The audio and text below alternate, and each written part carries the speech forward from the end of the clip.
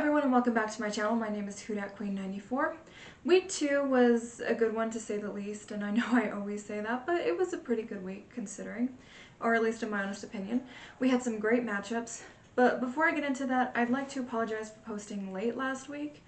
You know, given my current schedule, you know, I kind of knew that was going to be a challenge when it came to my YouTube channel because I do work and I do go to school, so you know, I'm not trying to be inconsistent, but sometimes it gets really hard to film because I have, you know, these assignments due.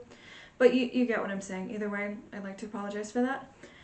But I will do my best to post, you know, at least a day before the Saints play. So, with that said, Week 2 provided us with some interesting games. So, tell me why it's always the blue teams that always seem to have, like, the crazy matchups. I mean, Lions and Seahawks, Chargers and Titans, Dolphins and Patriots. Although, I think the Dolphins are some sort of green. They're greenish blue, I guess. There's some debate about that. But, you know, who is blue? New England, who, in my honest opinion, has, I wouldn't say robbed, but they've lost back-to-back games on technicalities, which, I mean, I can't really say I feel sorry for. Yikes. But, I mean, even though the Broncos and the Commanders had one wild ending, I mean, that Hail Mary pass at the end was a direct definition of a Hail Mary pass if there ever was one. If only the Broncos didn't need to go for 2. Speaking of which, Sean Payton is 0-2 as the Broncos head coach. And listen, I don't wish ill will on Sean Payton. I don't have anything really against the Broncos or him at this point. I mean, you know, it's kind of like we've moved on. So I don't really wish him bad luck in Denver. But I mean, somebody really should have told him that he was the head coach of the Broncos because they come with baggage. Not to mention that their owner is Homer Simpson. A lot of people probably didn't know that. But you know which teams are not 0-2? The Bucks, Falcons, and Saints. Who would have saw that, right? But we only have time to talk about one of those teams, so without further ado, let's talk Saints at Panthers. Alright, so in the first quarter, there really wasn't much to really report on other than the fact that the Saints punted on their opening drive, then allowing Carolina to go downfield to kick a 52-yarder by Payton for the Panthers to take the 3-0 lead. After a series of drives, the Saints matched the score with a groupie 28-yard field goal. So, kind of like a lame first quarter. Second quarter was slightly more action-packed. Saints would go downfield on a nice drive, and MT would have a nice reception that would put us in the red zone. But the Saints would fail to get in the end zone when they have big ol' 6'7" Jimmy Graham in the lineup. I mean, seriously? So, Saints take a 6-3 lead, but before the half, Carr throws another interception, very similar to the one he threw last week, which is a bit concerning to me if you really think about it. He's throwing these interceptions before halftime. Either way, and not to mention, he threw it in triple coverage, too. And it was picked up by former Saint Von Bell. Fortunately, Granderson would get a sack fumble off Bryce Young to give the ball back to the offense, who allowed Carr to get sacked multiple times and end the half. So, yeah. Third quarter. Saints would get another sack fumble, but it would be wiped away by a Saints phantom penalty that nobody even knew where it even came from. I guess it was some hold on Paulson Adebo, I guess that's what they said. But they didn't tell us that until like 2 plays later. Panthers would kick another field goal from Payton for 54 yards to tie the game. Saints get the ball back, and Carr would throw one of his better passes of the night to Olave, which was possibly the best catch of the season so far, or up until that point. That would put us in great field position, and the Saints would finally get into the end zone from Tony Jones Jr., who could have had his first touchdown earlier in the game had he just been paying attention, to make it a 13-6 lead. Fourth quarter. Carr would take yet another sack from the O-line at the beginning of the fourth. Carr was just absolutely getting abused and brutalized by the line and that Carolina pass rush. Say that 5 times in a row. The Panthers would go downfield, but a DeMario sack would keep them out of the end zone, and Bineta would kick his third of the night, making the score slightly closer. Carr throws to Shaheed downfield for 45 yards, which, in my opinion, was probably the best throw of the night. Tony Jones Jr. would get his second touchdown of the night to make the score 20-9. However, this did not end the game, as Carolina would get one last opportunity to go down to score the touchdown from Thielen and get the 2-point conversion. Panthers would attempt an onside kick. Saints would recover, and our Swiss Army knife, Mr. All-Reliable, Mr. Taysom Hill, pushed through the defense to pick up the first to end the game. Saints beat Panthers 20-17. So where do I begin with this one? Well, first off, I was dead wrong about this game being 28-14. Even though it technically could have been 27-17 had Tony Jones Jr. just been paying attention in the first quarter. But to be fair, the Panthers were giving the Saints this game, and, with all those turnovers and punts, the Saints did not take full advantage of that opportunity. The Saints dominated this game on the stat sheet from time of possession to total yards. So this game shouldn't have been as close as it was. Carr looked flustered in the first half. Our O-line looked horrible.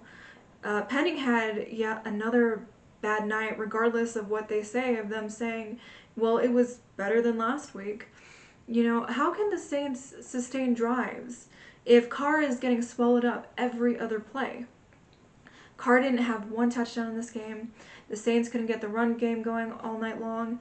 I don't even know how Taysom led in rushing, if I'm being completely honest with you. I think he had like 75 yards. I don't even know how that happened. Either way, I must have missed something. And I know we have to wait one more week for Kamara's return, but I want to see some explosive runs downfield. Now, I know we've lost Jamal for a couple of weeks, and I will talk about Jamal in a little bit, so stay tuned for that. But the run game is lacking, and we can see how much Kamara is missed. However, the passing game did get better in the second half, and I do love how Carr is utilizing Olave, Rashid, and Thomas, because he can throw to any one of them at this point right now. However, he has absolutely no relationship with those tight ends. Juwan who? Jimmy who? So, speaking of my man, why is he even in the formation if we're not going to use him? I don't understand. He might as well not even be on the roster if he's not going to get used and he's just going to be some sort of decoy. What's the fun in that? We brought Jimmy Graham back for a reason. Use him. I mean, come on, DA. Come on, Pete. Use Jimmy Graham. But, maybe I'm just being a little bit biased here because, that's my man and I would like to see my man very badly. But either way, I mean, there is a place for him on this team. I just wish that we would be able to see it. Overall, better performance in the second half. But with a roster, so stacked like that, I do expect us to be a little bit more consistent in all four quarters. Now, please don't misconstrue this as me being ungrateful or not happy. I guess I have not fully accepted the fact that it might not be how it used to be with Breeze. And I miss those games where the Saints could just go and dominate the freak out of a team and score 35 plus points. I look at this roster and I see so much potential for that to be a possibility. Carr just needs to have a little bit more confidence because he has the potential to be great. We've seen it. And he has all these great weapons around him.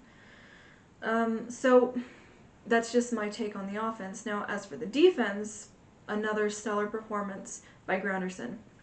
This guy, Grounderson, has my full respect because he's just an overall beast. Just my opinion. But besides the last second touchdown, which I'm kind of chucking up to the defense, giving Bryce Young a moment, for his parents to see, in a moment they may never forget, his first touchdown at home in Carolina, which obviously is not the case, but I'm just telling myself that. But, we did very well holding them to field goals. And as for Carolina, credit to their defense for making it pretty difficult on us in the first half. I obviously cannot wish you well moving forward, but well played. Hopefully the Saints will gain more confidence by the 10th, the week of my birthday, and it won't be so close. Plus, the game will be in New Orleans, so Panthers and Panthers fans, I will see you in December. So, Saints at Packers.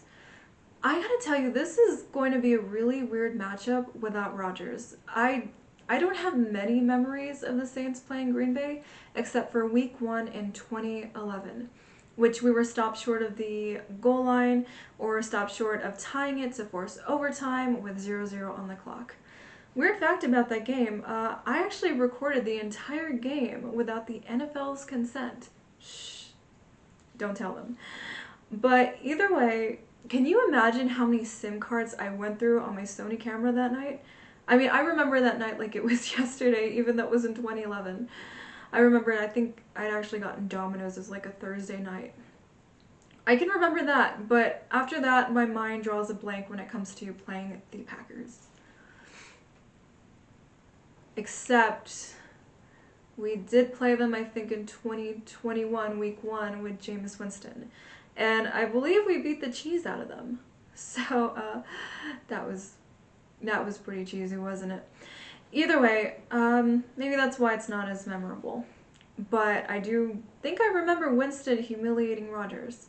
However, that was, in just 2 short years, it's totally new faces. It's Carr versus Love.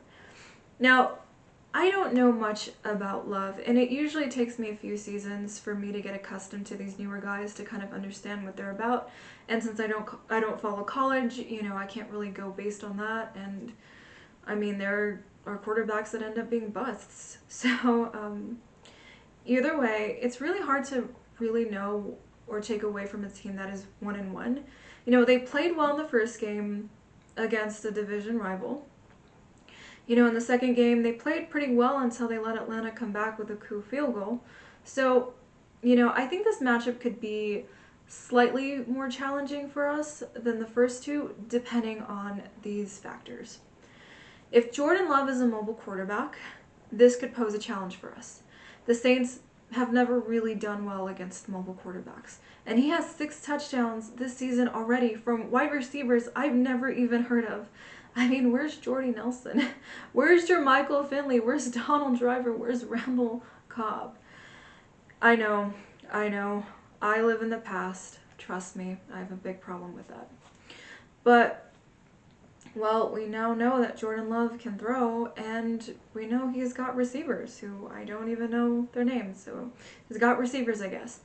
So we'll have to see how they match up against our corners and safeties. They do have A.J. Dillon, who I'm probably like the least concerned about, just seeing how the Saints have shut down the run so far. I am, however, sad in a way that we won't get to see my guy Aaron Jones. Now, I am a huge Aaron Jones fan. I respect everything he does. He truly embraces his roots. He embraces where he grew up. He embraces his culture, and he gives back to his communities. So, and I believe he was nominated for the Walter Payton Man of the Year award. And I can admire that in someone. He is one of the few players outside of New Orleans that I highly respect. So it will be kind of sad, the fact that he's not going to be in the game, but kind of not something that I should be saying. But in a way, I think we'd stop him anyway, but regardless. On the flip side, the Saints need to find a way with Miller, Tony Jones Jr., and even Taysom to get the ground game going. Like, I hate that we lost Jamal because this game would have been perfect for him to play in. Speaking of which, I absolutely love Jamal Williams. I know I've been saying that about many players this evening. I mean, it's just player appreciation night. But either way, he has one of the coolest, most outrageous personalities I think I've ever seen in an NFL player. He might just be a little wackier than Jameis Winston. I know he's just naturally funny and he's just naturally unique, and I highly admire that in people, and I admire that in people who are just not afraid to be themselves. I can highly respect that. But it sucks that he won't be out there because, as I mentioned, this would have been a really great game for him to play in. But either way, the Saints need to find a way to establish a run, which would be a really huge key factor for us winning this game. Now, they gave up 124 yards to Bijan last week, but the O-line also needs to protect Carr because they were terrible last week and they weren't very good in week 1. So, and speaking of Carr, he needs to get into a rhythm and he needs to really, really get those tight ends involved. And who better than Jimmy Graham to play in this game against his former team? Throw to Jimmy, please, just for a few plays. I'm not going to stop stressing this until Jimmy Graham at least has 1 reception. Just 1.